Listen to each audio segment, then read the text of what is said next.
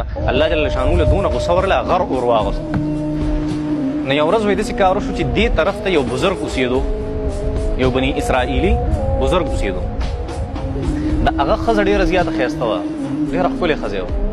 په دې ټول کلي کې داسې ښکلې ښځه نه وه څنګه چې هغه ښکلې. یو ورځ دغې کلي ته ډېر ښکلی هلک راغلی و، ټول خلک یې تماشې لرو. د بزرګ هغه ښځې مو ته چېرته کتلي.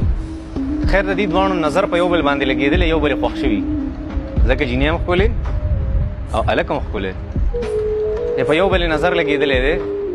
او بزرګ به داسې کار کو چې روزانه د ورځې به هغه سهار تلو یو غار ته، او ماښام به واپس خپل کور ته راتلو، او په خپلې بیبي پسې به دروازه د شا طرفه یو خاص قسم لاک و، هغه به یې تاله کړه چابې باندې. د چابي او د تالې د تصور دا ډېر پخوانی دی، داسې تالې نه وي لکه څنګه چې زموږ دا تالې دي. لکه تاسو به کتلي څنګه چې د خانه کعبې دروازې وي پخوانۍ، او د هغې سره خپلې خپلې هر دور کې مختلف چابیانې، هغه هم تاسو کتلي. پوهېږئ په دې باندې؟ نو هغه به داسې کار کوي چې دروازه به یې تاله کړه او چابي به بیا په یو خاص ځای کې کېښوده. نو دا هلک او دا جینۍ، د هلک په بیا راتلو او د دروازې شاته به د دې جینۍ سره ملاقات کو. بیا د هلک یو ورځ د چابي ولیده، دروازه یې کلا وکړه. خیر څه ورځې منځ کې تېرې شوې، دا هلک او جینۍ به کور کې یو بل سره ملاوېده او دا بدکارۍ کولې. او هغه بزرګ و، هغه ته الله اړه کې واچولې، یو ته خوب کې وښوده. الله جل شانو هغه ته د دې خبرې یو قسم الهام وکړو، پوه یې کړو په خبره. هغه شکي شو، دې ښځې ته یې ویل چې ته ما ته بدکاره ښکارې، تا جوړې بدکاري کړې. هغه ویل نه، دا کېدی نه شي، دا نه شي کېدی.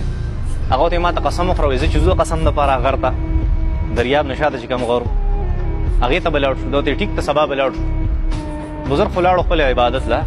دا جینۍ دا ملګری چې کله راغی، دا هلک کله راغی، نو ورته یې ویل چې یاره دغه شانتې قیصه ده، او زه ټول ترتیب برابروم، خو ته صرف یو خدمت وکړه. بس یو خدمت دا وکړه چې ته خر راواله او هلته د دریاب په غاړه ودرېږه، او ته به مونږ ایز ا ټیکسي وړي د کوم ځای پورې، په دریاب به م پورې باسې. خو نور زه پوه شه او زما کار پوه شه، زه پوه شه زما مکر پوه شه، زه پوه شه زما منصوبه بندي هغه پوه شه.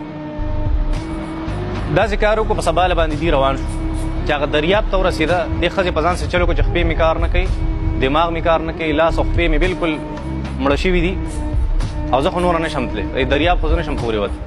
بس هغه یې ښځه داسې کار به وکړو چې خر والا ته به وینا وکړو، ټیکسي والا ته به وینا وکړو، او تا به پورې باسي. هغه وایي ټیک ده.